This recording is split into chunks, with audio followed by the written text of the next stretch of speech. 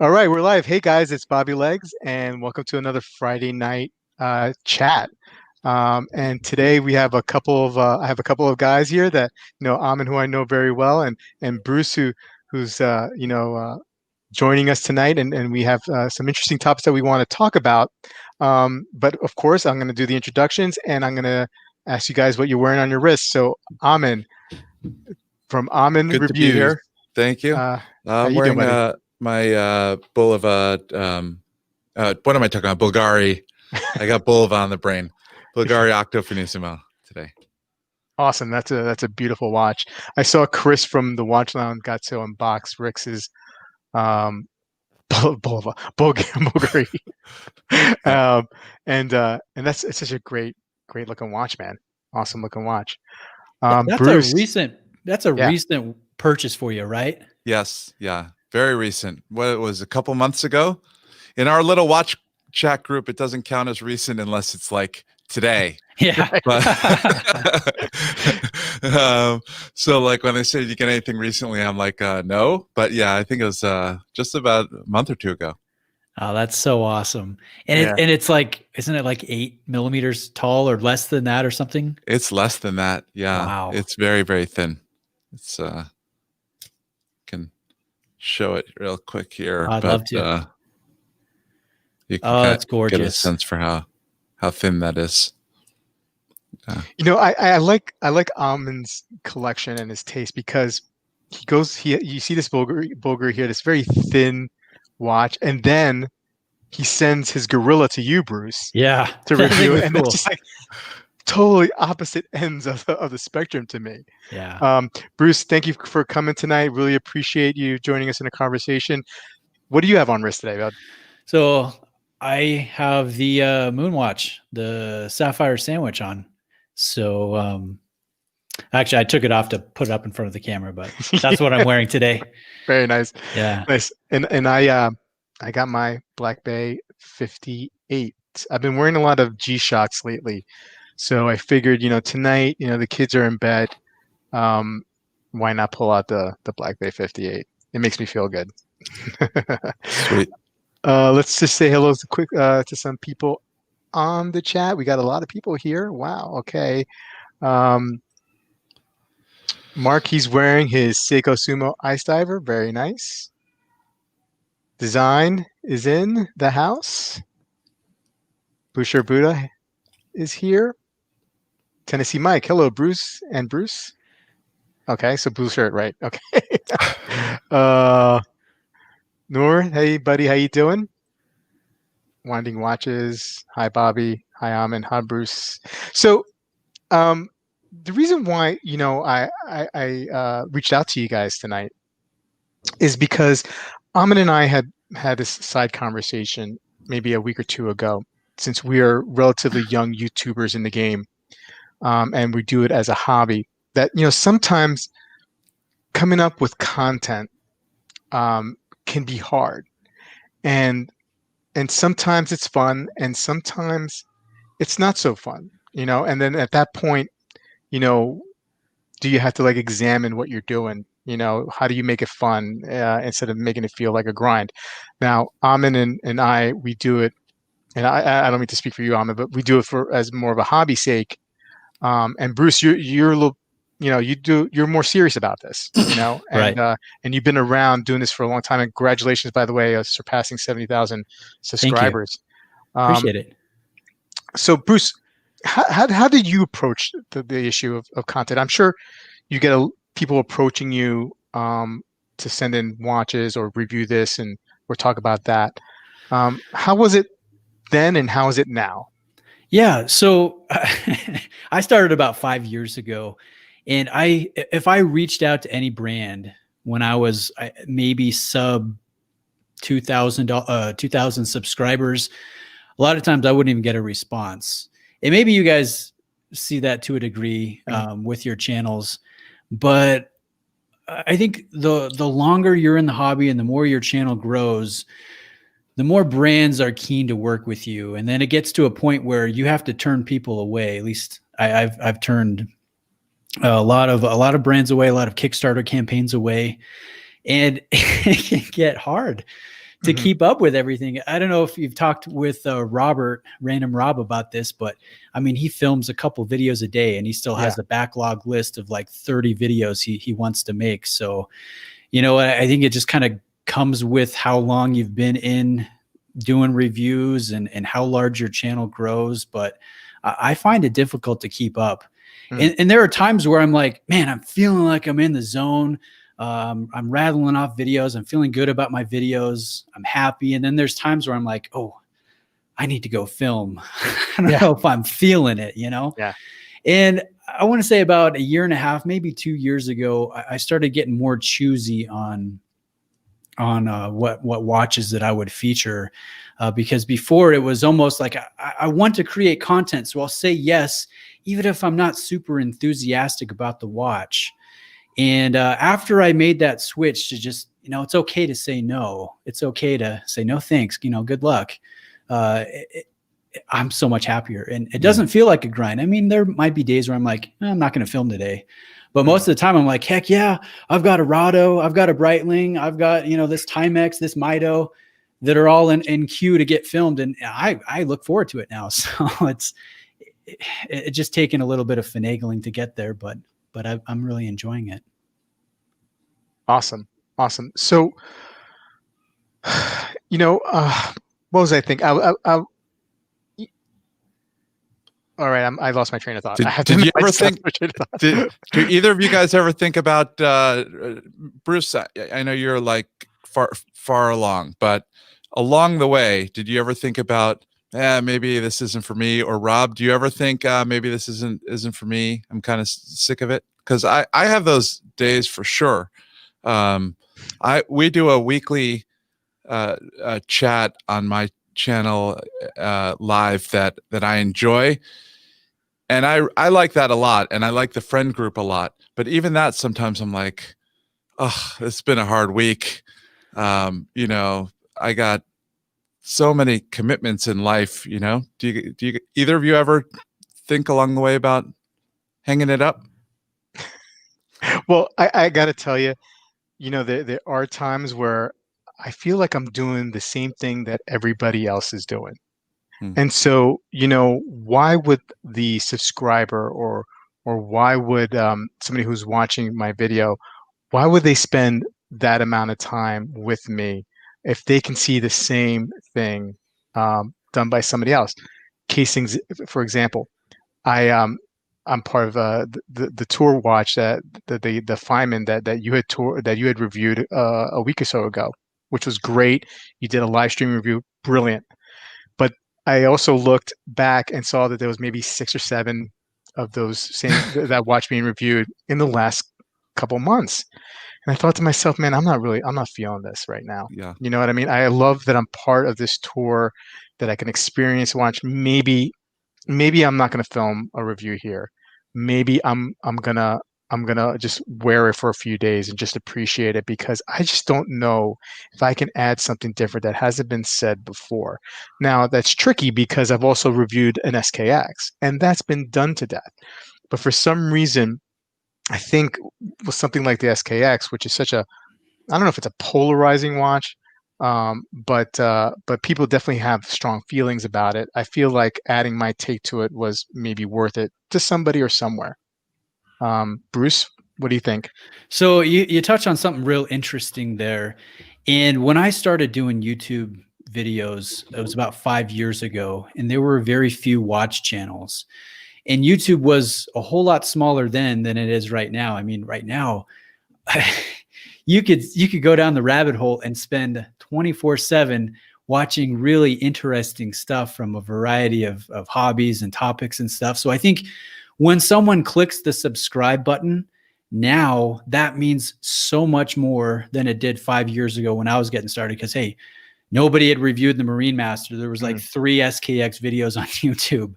And so I think I don't know, it means a lot now when someone subscribes, because they could be doing a host of other things with their time and who they choose to watch and that content that they consume. So the fact that you guys are growing, and I can't remember where you're at. I think both of you are over 1,000 and over 2,000 now, right? Ramen, yeah. Yeah. I mean, that's pretty awesome. I definitely That means a lot. appreciate That brings a lot. the subscribers and the people who watch and comment and take it in. Very appreciative. Yeah. It's kind of surprising. And not only do I appreciate it as well, I agree with that, but I take it to heart when I see that number go down, the unsubscribers. Like, it doesn't, you know what I mean? So like if there's like one day and I lose 4 or 5 people in a channel my size, that's a significant amount.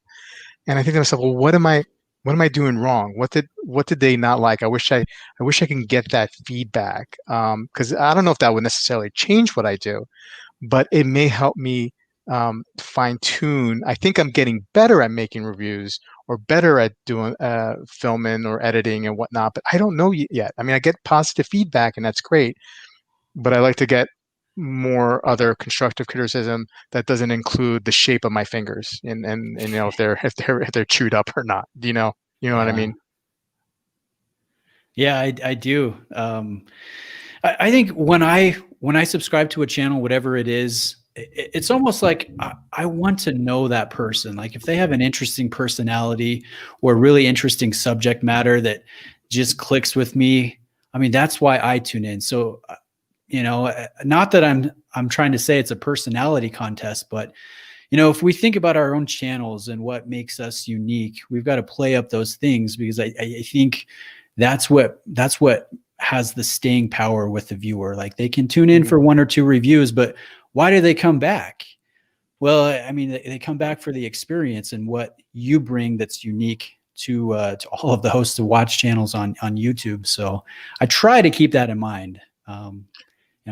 Whether that helps or not, I don't know. So now, do you guys, when you do a video, and I know the answer to this, but maybe people who are on the chat don't know, but are you just do you feel like I'm just want to present the facts? Here is what is the measurements. Here's some little something about the movement, and leave the watcher or the viewer, to get to allow them to come up with their own opinion of it? Or do you feel like it's necessary that you need to put in your 2 cents and opinion about something? Would you recommend this watch or not recommend this watch? Do you feel a need to do either or?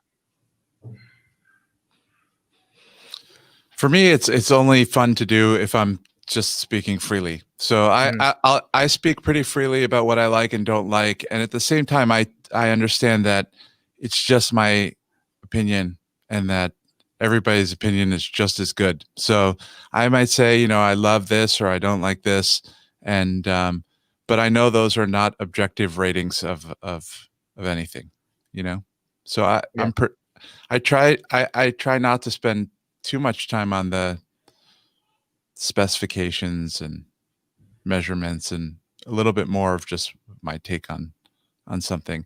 I guess I don't do that many straight reviews though, but that's how I do them. Yeah. For myself, I like to present the details, the basics, but I like to give my opinion too. And when I'm watching a review, I like, I want to know what Random Rob thinks about, such and such thing. And so I've gone back and forth like, hey, just be objective. And then I'm like, no, that's no fun. Say what you really think. If something's great, if it's stupid, everyone that's watching the content, they're smart. They can make up their own minds. And even if you have a contradicting opinion, it's not going to be a big deal, I think. So yeah, I think definitely throw your opinions in there, make it yours, put your spin on it. Great. All right. So there's a couple good questions here on the chat. Mark wants to know, he's like curious from a non-YouTube content generator, how much time does it take for you to turn out, say, a 10-minute video on average? Mark, that's a great question because I am a multiple take kind of guy. Like I screw up so many times that a 10-minute video may take me about an hour, at least an hour or so. And look, I do very little editing. So it takes me about an hour or so to do the video and then maybe another half hour to an hour to edit and upload. Granted, and I'm doing like bare minimum like editing. I'm not doing anything like fantastical. You guys? I mean, I don't do anywhere near the quality that I think either of you do, and certainly not Bruce. Bruce is doing like high level production.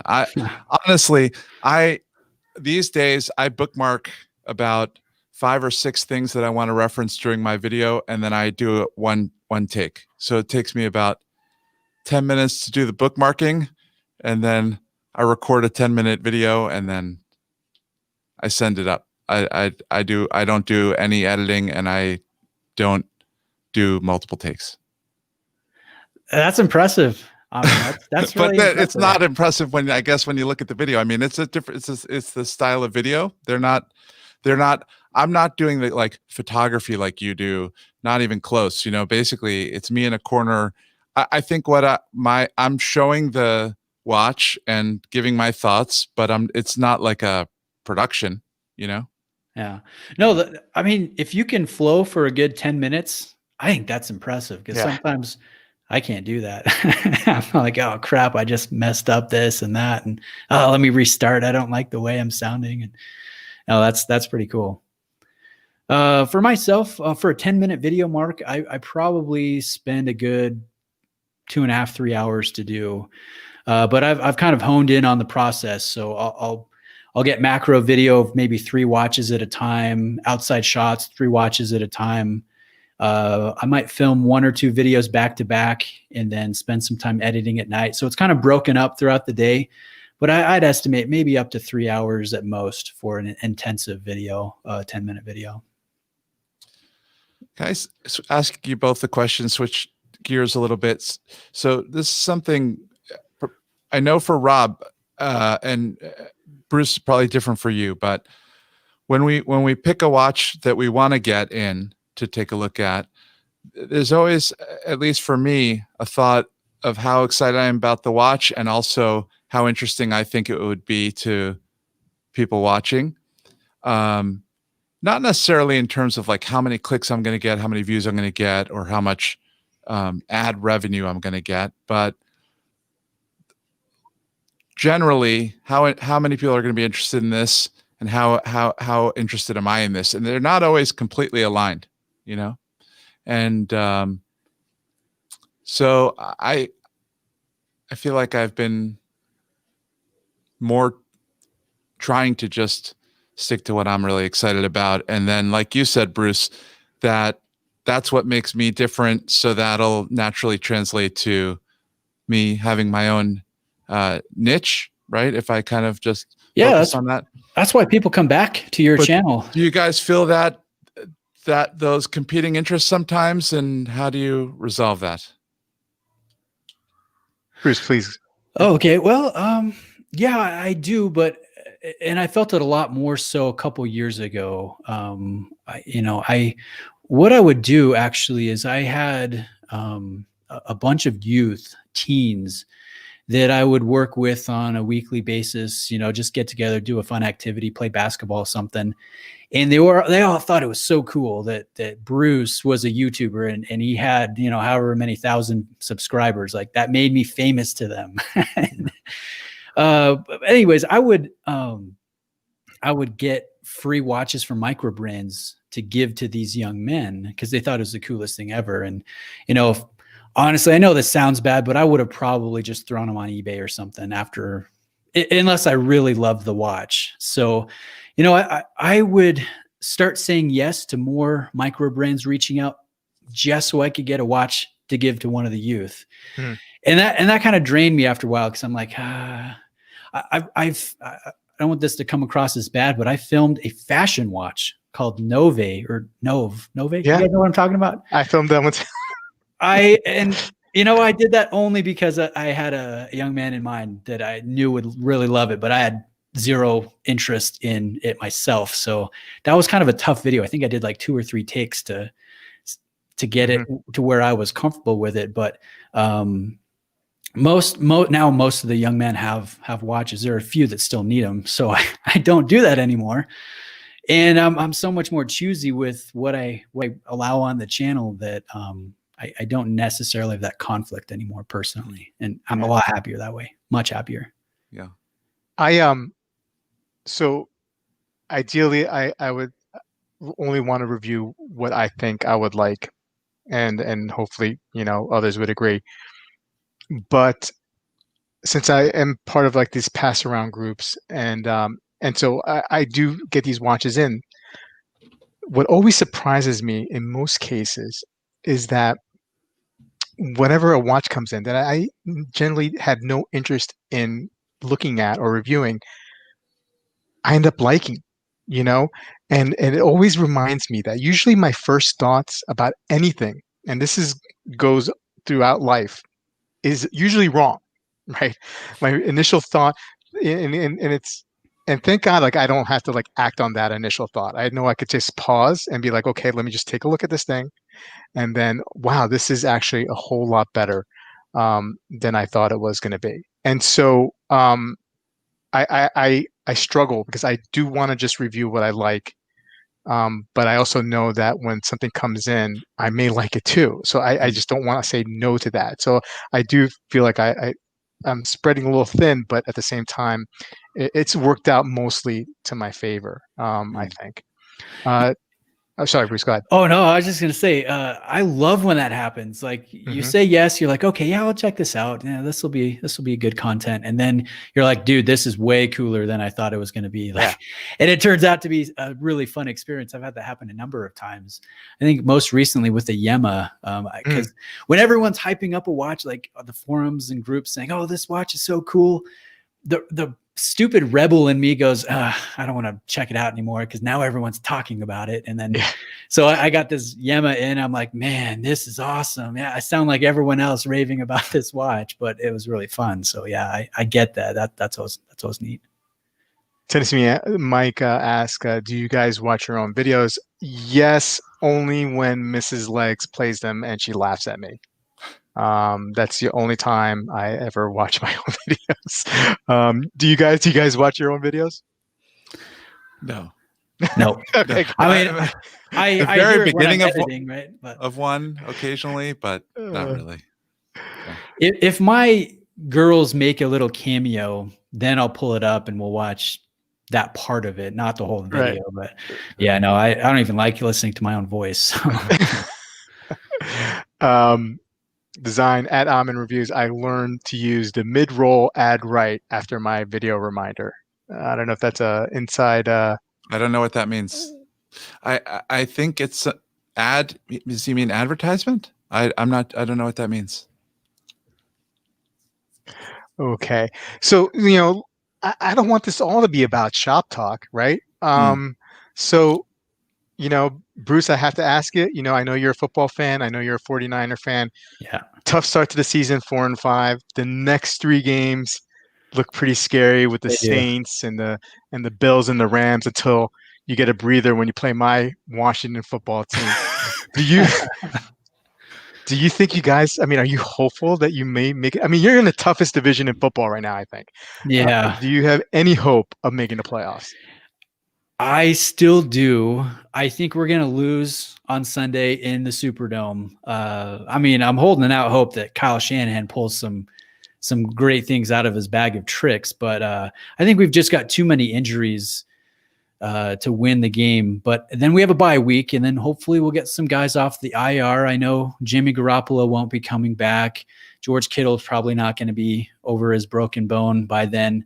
But I think we'll get enough players to where we can get competitive and be in every game because the season will be on the line, right? We could go 10-6 theoretically at that point.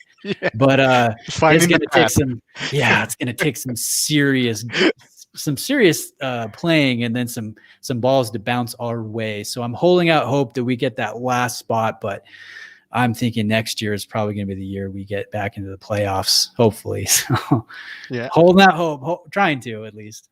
I'm a Giants fan. Yeah. Rob's a Washington fan. Yep. So if either of our teams gets 7 wins, we pretty much win the division. Right. We're a playoff team. Your Giants, they've been playing really good lately. They've been getting better each game. I think their last game was probably their most solid too. Against the Redskins. They have been getting better each game. Yeah. I mean, anything can happen. We're 2-7 and we're 1 out of first place in the division. right? We're one Yeah. behind the division leader. So, and you've done it all with your star offensive player not being on the field too. So I mean, that's got to be nice to think once he comes back, we can keep building on this run that we're going on, or this improvement swing. it is, and I view it all from the perspective of also being a Knicks fan. So I see them as being, there's a lot of good to look at on the Giants right now. Yeah, I got to ask you then, what do you think of Daniel Jones? Did they get that pick right? Is he the QB of the future, or does he fumble too much? I think he gives the ball to the other team too much. I do. I think he's got, in every other way, he has a lot of potential. But I think he's turned out better than I thought he was going to turn out, though. Yeah. I don't know if he was worth a number 5 pick.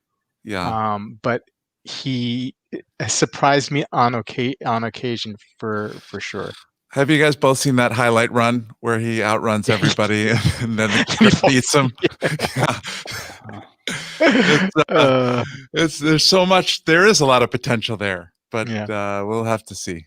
I got to tell you, there's the worst thing about being a Washington football fan, right? Is it's not that we're terrible and we've been terrible for a long time, is that I'm married to an Eagles fan. And so a couple of years ago when they won the Super Bowl, my Mrs. Legs was talking S all day long for a whole, and she still does because because the last time the Skins won a Super Bowl was 1991, I think. So that's been the worst part for me. And she talks smack.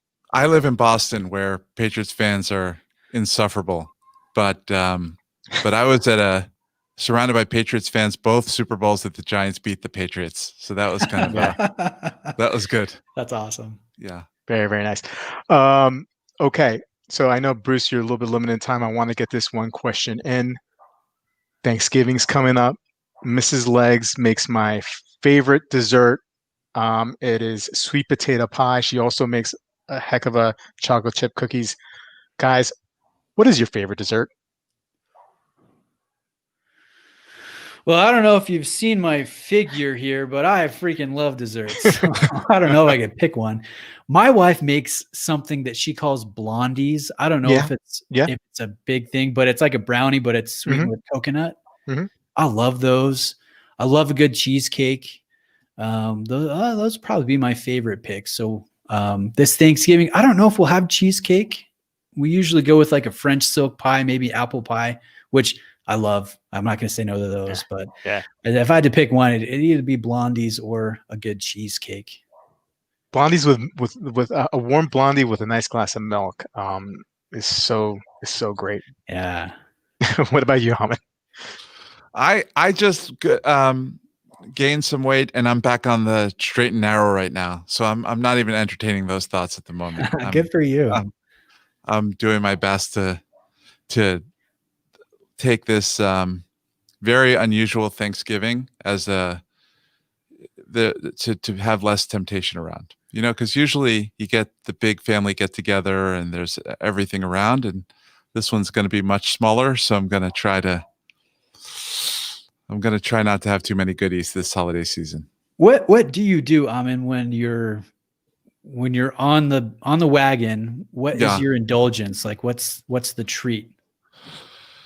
I don't when I'm trying to really make a correction, right? So like right now I'm in correction mode, right? Yeah. So there is no, I hate to say it, it's not, there's no treat. Once I've done my correction and I get about 5 pounds of body fat corrected, then I phase back in more fruit. Okay. And then if things are still going well, I start to phase in other treats. So I know this is it's not sustainable long run, but I know that I can't just eat a certain way and eat that way for the rest of my life and it's going to work. It's like it'll never be just maintaining a healthy weight. It'll be gaining some weight, losing some weight, gaining some weight, losing some weight, but trying not to let the gain part get out of hand before I do the correction. That's awesome. It's a struggle. We're having some great picks here on the chat. I would eat all these, just so you Yeah. guys know. Black Woman Gamers telling me intermittent fasting. So yeah, I'm about 70 pounds lower right now than my peak weight. And Wow. and I do Penny some intermittent fasting. I kind of weave that in. I'm an endocrinologist. I'm board certified in obesity medicine, and I've been struggling with weight my whole life. So I definitely know the theory. I definitely know the kinds of tools that people can use. But it's you know, can I take you on a detour here for the Yeah. podcast for a second? Yeah. So the body is built to regulate weight in a certain way, right? So my son, he's 150 pounds, he's 6'1". He doesn't care at all how much he eats or how much he exercises at all, right? He plays video games 3 hours a day, eats anything he wants. And every month his weight's 150 pounds, right? Mm. If you go to your 20-year college reunion and you're within 20 pounds of what you weighed in college, it means that you are matching how many calories you burn to how many calories you eat by less than one sun chip per day for those 20 years, right? Wow. That doesn't happen on purpose. Like, people don't do that on purpose. People don't eat within 6 calories of what they burn every day for 20 years. That's their body's regulatory systems making sure that they're not hungry when they shouldn't be hungry, that they feel like moving when they should be moving, and it matches what they feel like eating to what they feel like burning to within that amount. For those of us whose bodies aren't regulating us in that way, that's if our body's trying to regulate us to a higher weight, then it becomes an unnatural effort if we want to oppose that, right? It's not, it's so it's a, right now I'm trying to do a correction. It's not, but anyway. I got a lot of respect for that. Yeah. Last February, I was at my peak, Yeah. and I just had enough. So I made some changes, and I dropped 50 pounds, and I haven't felt like this good in, I don't know how long. And I've plateaued now, and I need to get a little bit more strict so I can keep going down, because I have a few more pounds I'd like to lose. But anytime I hear someone that has that willpower to do that and gets the results, whether it's 5 pounds, 10 pounds, or 70, I mean, just with my taste of, my experience, I'm like, hats off to you. That's so great. Good for you. I've done it a few times. Unfortunately, I've gained it all back a few times. And so again, I'm just, which is again, the usual, right? So most people, when they're losing a lot, they plateau after about 6 months. That's the usual, right? And then keep it off for a while, and then at some point regain. And that's not like a failure of willpower. That is, actually, there are measurable hormones that go up in the weight reduced state that make you hungrier than someone else who weighs your weight, right? And more sluggish than someone else who weighs your weight. And the body's designed to regain that weight a year later or 2 years later. It's the vast majority of people do. It doesn't mean everyone has to, but it doesn't stay the same difficulty, right? So like, to keep it off for 2 years can be more difficult than, it's just, it's kind of not to, maybe rigged is not a good word to use in the modern political climate, but the body is rigged a little bit to get that weight back. And so, yeah, I think that certain things can work for certain people, and intermittent fasting is one that may work for some. Definitely doesn't work for everybody. But I'm trying to, usually I slip a lot before I try to correct. Now I slipped a little and I'm trying to correct, but we'll see. Yeah, Kevin's got an important question here. Is it easier to purge watches or body fat? I have no willpower with either. That's Kevin's always got the right questions, man. He's good like that. I tried intermittent fasting for 6 months, and I didn't do it to lose weight. I had read about some of the other positive effects of more focused, sharp mind, and that was all true for me. I was obsessed in the morning with that first meal for a really long time. Um, I drank a whole lot of black coffee in the morning to get me through to it. But I found that changing the hours, so I went with 12 and 8 because that seemed to be a very popular shift. And I found out that I'm actually more comfortable with a more 10 to 6 or 11 to 7. 11 to 7 is actually the sweet spot for me because at times, my kids' last meal like around 6 o'clock, and I can make it. I can make it to 11 o'clock without starting to obsess about my next meal so much. And I did that for 6 months. And the crazy part was, I also did it as an experiment because I have um, high cholesterol.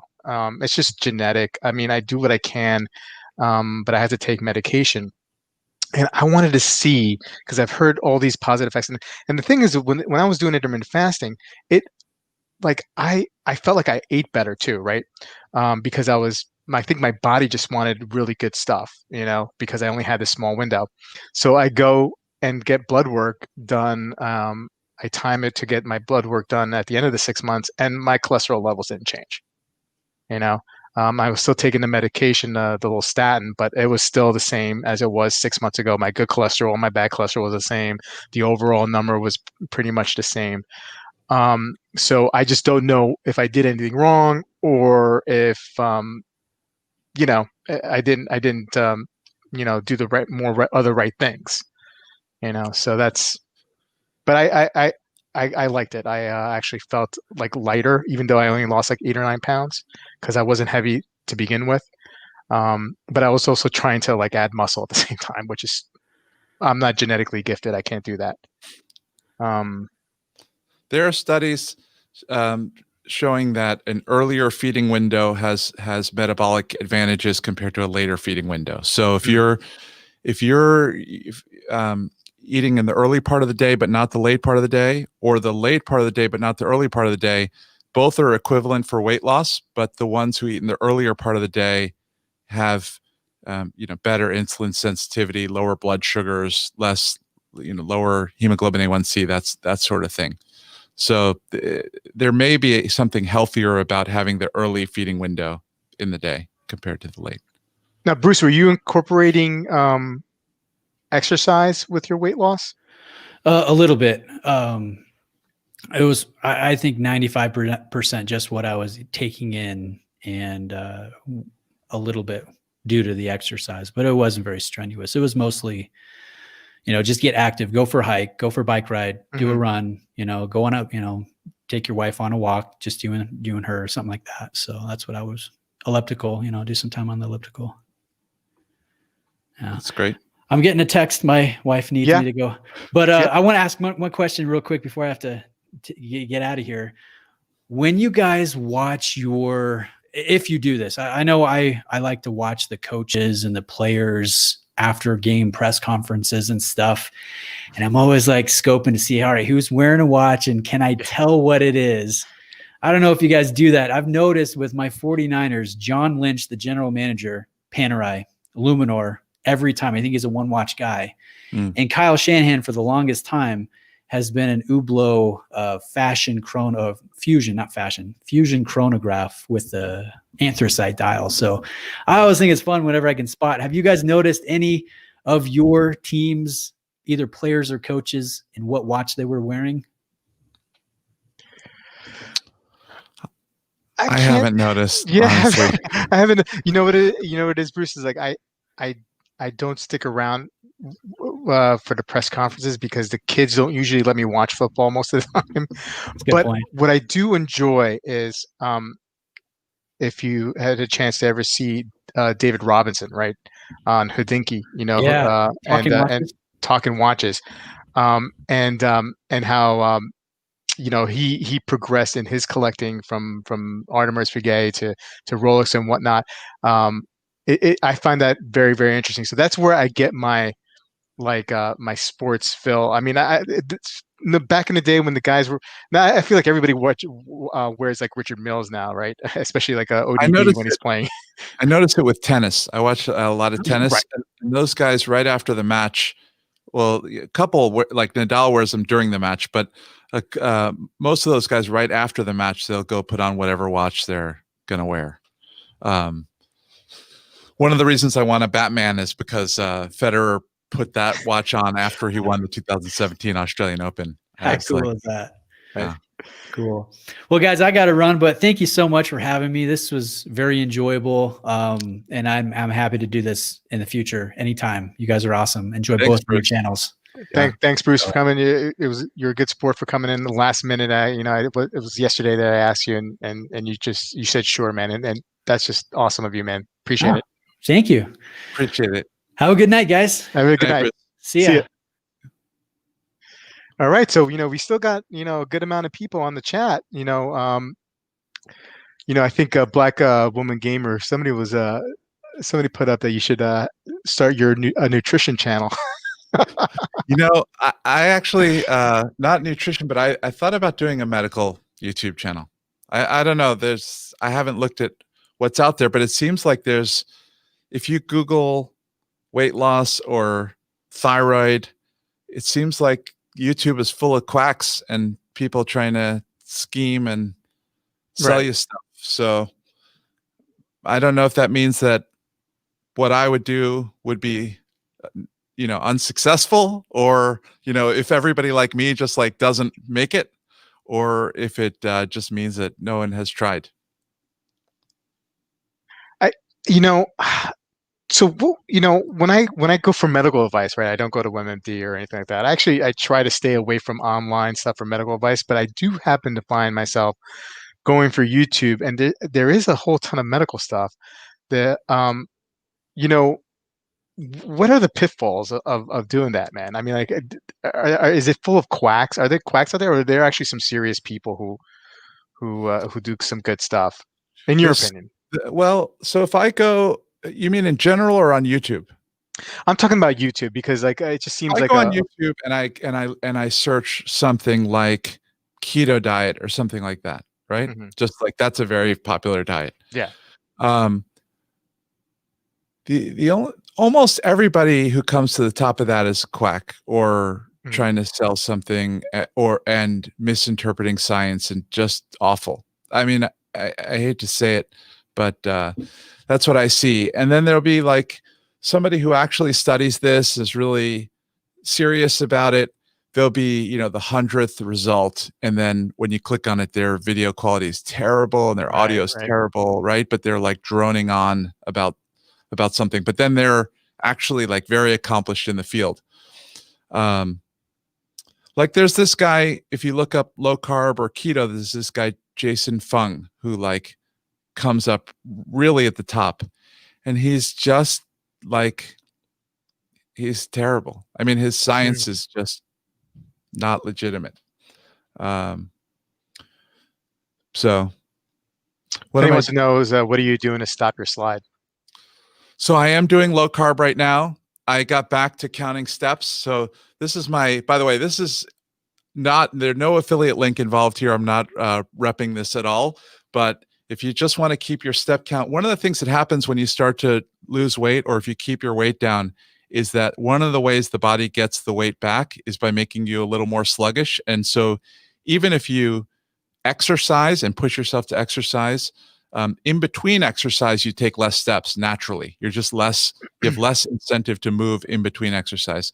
So I got back to counting steps, and this, for a long time, I was trying to figure out how to wear a Fitbit with a watch and be a watch guy and still count steps. And I just gave up on that and got this cheap clip as a step counter. And it's, don't have to charge it. The battery lasts 18 months, and it's, you wear it on your waist so that your wrists are free for your watches. So yeah, I've been counting calories, eating only whole foods where I can name the ingredients, fairly low carb, prepping all my own food at home, usually the day before, and that's key. Trying to get at least 10,000, if not 15,000 steps a day. And then lifting weights at home three times a week. Yeah, I've been thinking a lot lately, the last couple of days, of getting a watch / exercise tracker kind of thing, like like that G-Shock. I forget the name, the model number, but it also does the heart rate. Because my father had passed away from a heart attack years ago, and he it wasn't like a one-off. He was sick. He had a bad heart for a while. Mm. And so, I'm hyper conscious about, heart health and trying to do the best I can so I can live as long as I can, especially since I started having kids late in my life. And so, I'm getting back. I'm easing off the weights a little bit, and we have a Peloton, right? We have this machine. I got to start using it. My wife uses it. I got to start using it. So, I want to make sure that when I'm doing exercise, like I did a ride tonight, but it was a low impact, and I didn't necessarily feel like my heart rate got as high as I would like to, but maybe it is getting as high as I like to, and I just don't know. So I was thinking of that new G-Shock. Oh, if somebody remembers the model number, I'm sure I could pull it up. Uh, I'm thinking about getting something like that, and wondering how accurate that heart rate is, and maybe that's a test that I can do. The Peloton did come with one of those monitors that goes around your chest, Yeah. and if I can find it, it was just uncomfortable wearing it right while I was riding. And if I could have both things going and test the accuracy and see how close they are, I think that would be actually an interesting video. But if anybody else has any suggestions on a watch/heart rate monitor that's not like an iPhone, the Apple watch. This is it. Daniel said the GBDH 1000. So I think I'm going to give that a shot, and I'll review it.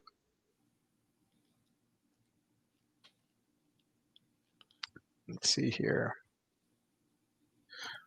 Winding watches meal prep and counting calories helped me lose 65 pounds. Yeah. Plus lifting heavy weights. I mean, I think the counting the calories and lifting heavy. I tell you what, I would get like such a cardio, not aerobic, but like a cardio workout when I would lift heavy weights, because your heart is pounding, and if you're doing like sets of 5 or 5 sets of 10, you can get your heart rate going up pretty fast, and it's almost like interval training, right? You go crazy for about 30 seconds, and then take like a minute between sets, minute and a half between sets.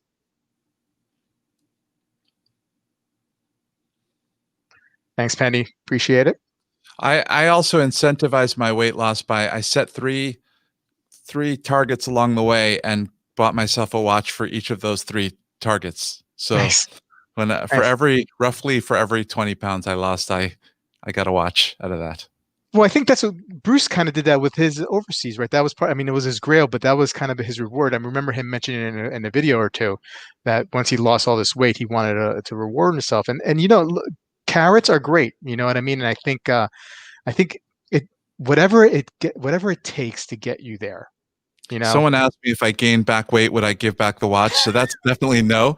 But actually, it's an opportunity to get another watch, right? If you can re-lose that weight. Tennessee Mike, notice we'll be shoveling snow soon. Hey man, last year, like I think I shoveled once or twice. Like it just didn't happen last year, and hopefully we'll get I like the cold. I like the winter. So I'm hoping that we do get some snow, especially where I live. It's just so pretty. And then Nora's recommending the GBX 100-1. It's cheaper at 160 than the GBDH 1000. I just like the way the GBDH 1000 looks, though. It kind of looks cool, especially the one with the that has like a white strap. That's like currently sold out, but I'd get the other one, the regular all black. Stop going out for lunch. Yeah. So anything that's caught your eye lately in the watch world? Anything? So much. Things are always catching my eye. That's my problem.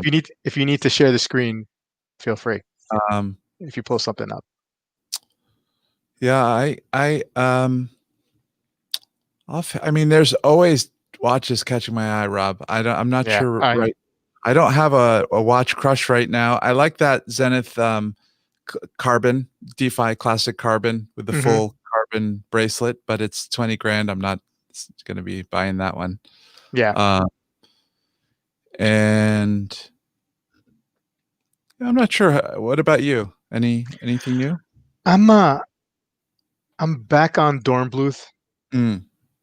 I'm back on Kadoki. I just keep on looking at that case back of the Kadoki one, and just thinking how like beautiful that looks, and how I could probably excuse me, stare at that for hours. To be honest. Yeah. And what Dornbluth does with the 6498, they just redo that watch completely. It's just doesn't it's like it's a shell of what it is, and it's just beautiful work. Yeah. I as you know, I put down money for Sartori Billard, and that one takes 6 months. And then I put down money for a Kettler's watch, and he's starting that at the end of next year. So that's a whole new experience for me, is thinking about a watch that won't come for a long, long time. I guess it's sort of similar to hunting for a new Rolex in that way, or can be, for depending on which Rolex you're after, because some people have to wait a long time. But waiting for these small indies to make your watch is it's sort of, I'm trying not to get interested in that many watches along the way while I'm waiting for Yeah. those. Yeah. Daniel, thoughts on PhD results? I think we'll probably wait for Wednesday on almonds when you get a full panel on those results. But right off the bat, I'm pretty happy that I think my only pick that I got right was the Black Bay 58 blue. That one I'm happy for Moser that they won too. they won too. Yeah. Yeah, that's And amazing. I'm sure Amin and the rest of us will get into detail of that on Wednesday. Well, man, anything else you want to talk about, or should we wrap it up?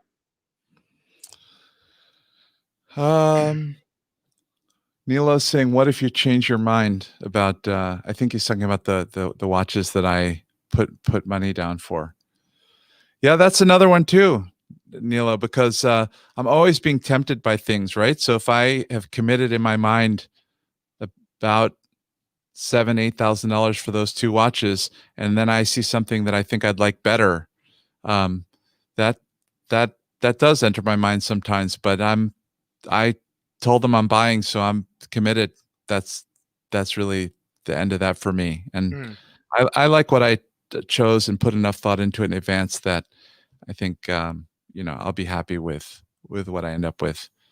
But the one thing about Sartori Billard is he can do so many different actually, they both can do so many different things. They probably will get sick of me, because the longer they take, the more times I change my mind about what I want them to do. Penny's looking at it. Wow, I mean, like looking at the Weiss field, huh? That's interesting, because you had not mentioned that. This seems like something new that's been in your radar then.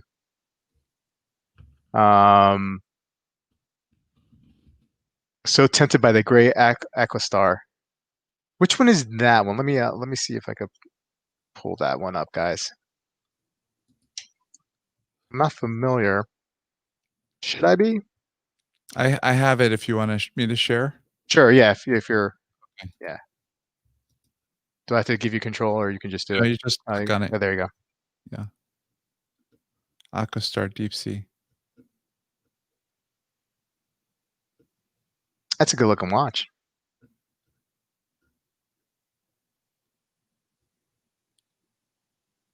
It's another one of these old diving companies doing re-edition. It is good looking.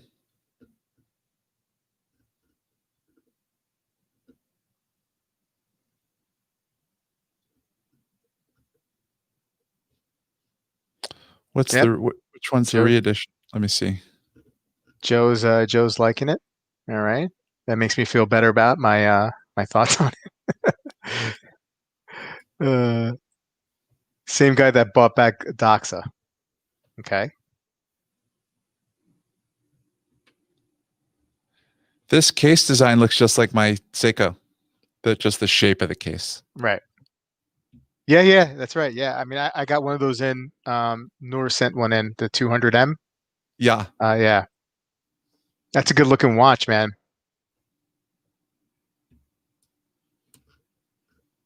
And Colin is begging somebody to buy a new Patek. All right.